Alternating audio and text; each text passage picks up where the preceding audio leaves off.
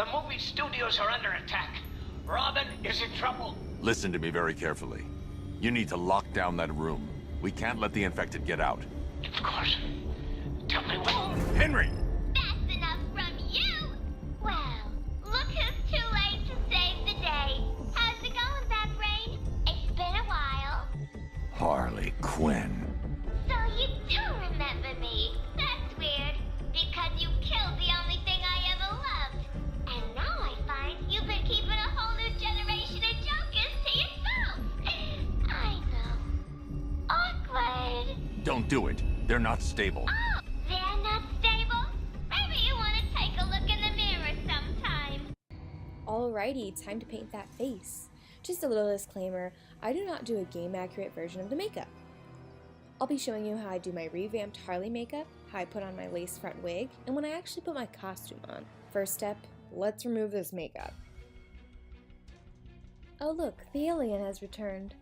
Okay, here comes another disclaimer. I use a lot of Kat Von D makeup, and I mean a lot, but that does not mean that in any way that I support her and what she believes in. Of all the makeup I've used, this brand unfortunately works best for my skin tone and type. I do my best to not buy from her directly, and I just get most of it secondhand. There are plenty of other brands I use that I would 100% respect and support and want you to use. Let's get funky and start with the brows first.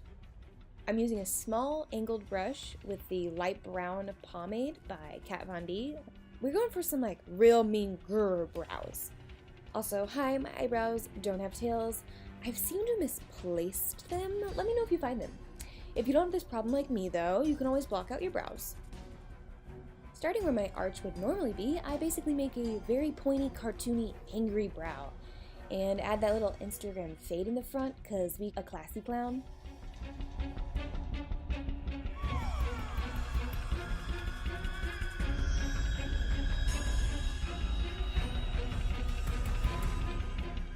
Now, if your pomade actually works, you make a tiny little tail that comes almost perpendicular to the brow we just made. And trust me, this doesn't really need to be that perfect. Now, if your brow pomade or whatever you use didn't turn out perfectly, that's what this next step is for, and we're going to carve out dim brows with a flat dense brush and a concealer of your choice. Ooh, YouTube magic! What's up, new eye primer? Moving on to the eyes, I'm just taking a half pea size of the Makeup Forever eye primer on my finger and just patting that all over my lid.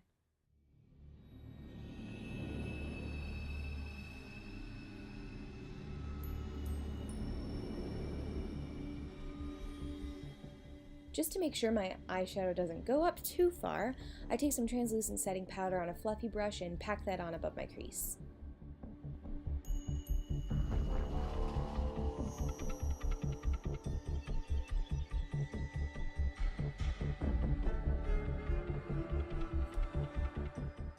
Oh my gosh, a real palette, not some knockoff. I used 3 shades in the Sultry palette by ABH Cosmetics to create this look.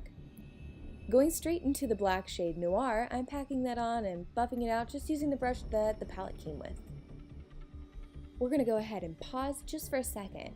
Just a beginner tip with Bad Bear. Now for this, I want you to find the start of the bone above your eyeball. Right there. This is where your natural crease is. With this specific kind of look, you don't want to go above that natural crease with the black. But you can be putting your blending shades there. This will make more sense the more we go into this makeup look. Let's continue. Using the packing side of my brush, or if you have a very dense small brush, whatever works, I take Noir and make sort of a triangle shape on the outer third of my lid. I try to keep the black intense, but leaving the edges as faded as possible.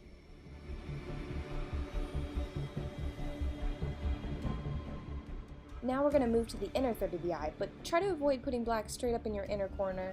With a little bit of Noir on my brush, I pack a little line connecting the 2 black blobs we made, or whatever you want to call them. You want to leave a line of skin on the middle third of the lid. Dabbing into the shade Slate, with the fluffy side of my brush, I gently blend just the crease. Dip into the black again if you need to. Sometimes it just ends up patchy on me, so you'll see me use a larger fluffy brush with translucent powder to help blend the smoky eye and go back and forth between noir and slate.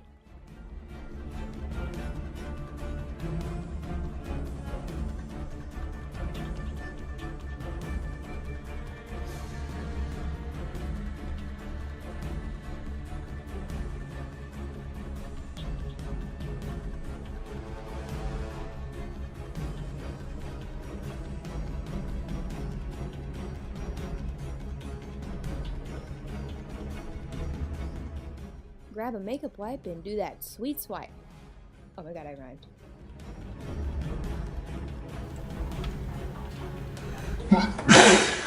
Back at it again with the small flat brush and my favorite concealer. Sometimes just to make it a little more accessible, I'll put it on the tip of my handheld mirror. Remember drawing tornadoes as a kid? Yeah, I'm gonna do that kinda shape on my mid-third of my eye. Since I blended noir with slate, the smoky eye has moved up a bit, if that makes sense. This will help show off my cut crease slash halo eye better because I started by putting the concealer right on my natural crease that I mentioned earlier. Feel free to skip watching this step if you already know how to do this. Make sure you're dabbing on the concealer because you won't get as clean of a line if you're swiping it on.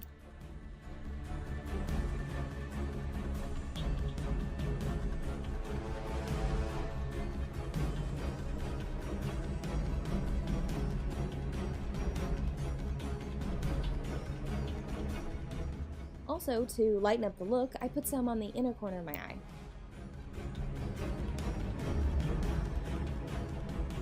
I simply use my finger to blend the edges out.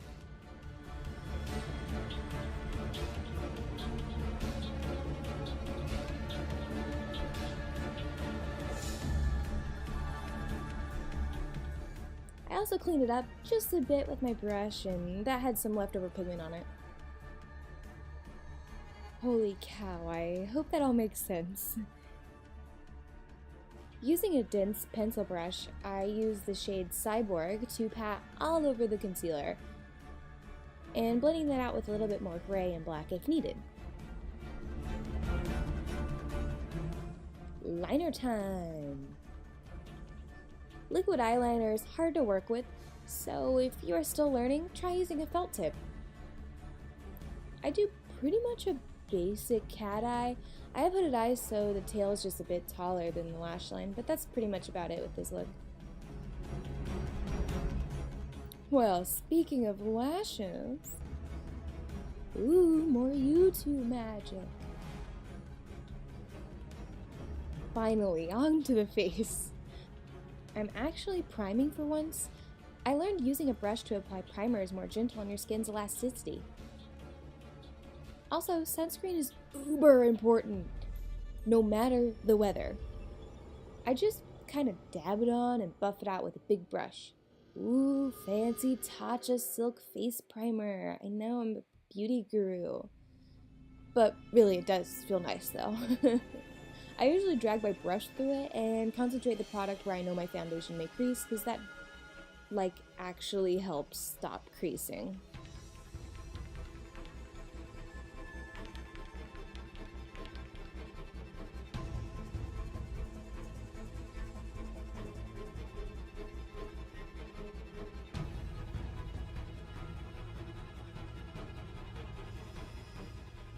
What? Now we conceal? Yeah, you heard me right. I like to do this now. That way the white foundation can really present itself. Also, yes, I color corrected off screen. Green for red blemishes and peach for some dark ass circles. Yay, clown makeup time! I just kind of blob this stuff on, blend with a wet sponge, and set with translucent setting powder. Nothing really fancy here. I go in with a peach blush just to give a little bit of life back in my cheeks.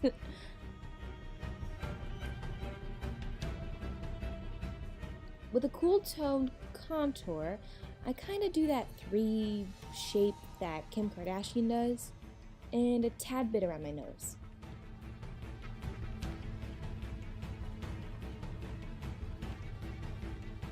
This is such a small detail, but it works wonders, and this is for professionals and beginners. While the face is still damp from the setting spray, I take my blending sponge and press the spray into my makeup, really making sure it doesn't budge. Great for cons. To make my face seem a bit more fake clown white, I'm highlighting with a blue tone instead of a pink, peach, or gold tone.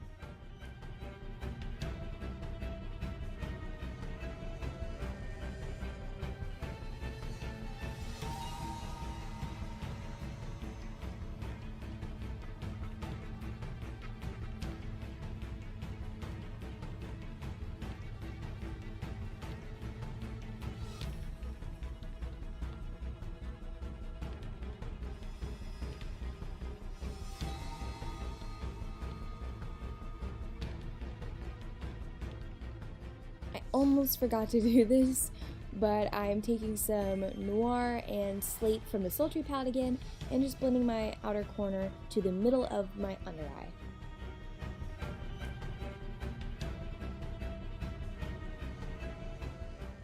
I line my waterline with NYX's eye pencil and Milk.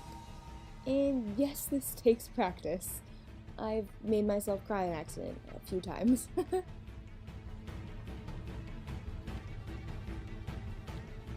My lips feel so naked. So I decided to try this red Kat Von D lip liner for the first time, of course on camera, and hated it. It just kept bleeding out from underneath her liquid lips, and I had to eventually try to fix it later. Fair warning, it gets kind of hard to see because I'm so focused on my lips, but I used a black liquid lipstick on the corners of my lips, blended it with my finger while it's wet. Same goes for the dark red I used on just the middle of my lips, and the light red I used for the center. I'm using a trusted lip gloss of mine for the overall lip gloss kind of look that she has going on just to start, and as the day goes on at a con or wherever I am, I do bring a red lip gloss so I can reapply color and gloss without having to shuffle through a million different lipsticks. If you aren't comfortable with lip gloss, this part, literally every part that I've been doing, is completely optional. Oh yeah, falsies. Time to get gory! Oh god, I'm cringy, I'm so sorry. But seriously, it's fun. I was kind of making this up as I went, but I basically got a bunch of bruisey colors like cool toned reds and purples and one big vibrant red for the middle, and just kind of made a kind of football shape that faded out on the side of my cheek. Yay, some stinky latex!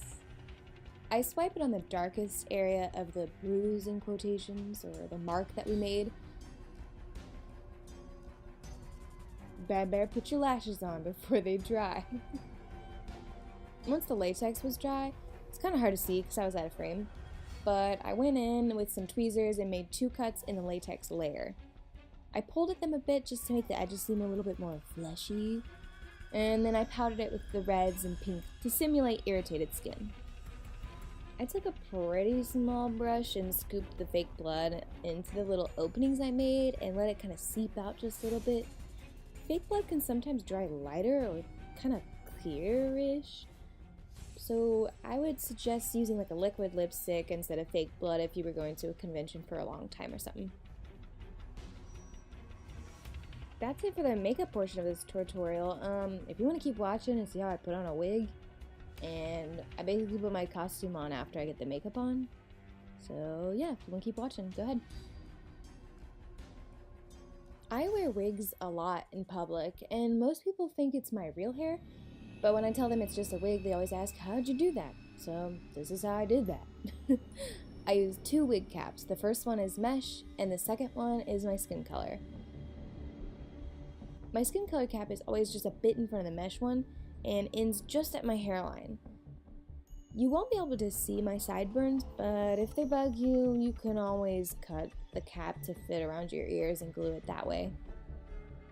Oh, and another big question I get is, how do I store / take care of my wigs? With long wigs, I keep the cap stuffed, all the hair in a hairnet, and placed inside a mesh bag.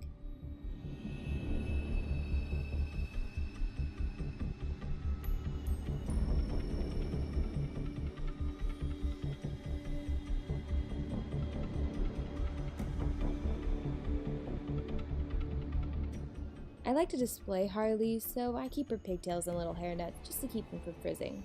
All I had as my mirror was the viewfinder, so of course I did it wrong, but this is how I do it. I put the wig on, starting from the back and pulling the lace front over my forehead. I slide that little sucker on and adjust the parting. I pull the wig just behind my skin-colored cap, apply Got To Be Glued men's hair gel all across my hairline and sideburns. And then I pull the wig forward and the lace just on top of that glue and make sure it's all sealed down.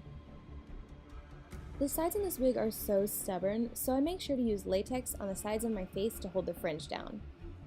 Even when that doesn't work fully, I take some of the Got To Be Glued gel and mold the hair how I want it to stay. With the pigtails, I brush some hair back from the front to make it look pulled back, and clip the pigtail with the hair pulled into it. Hope that makes sense. It makes it seem like as if my hair is up.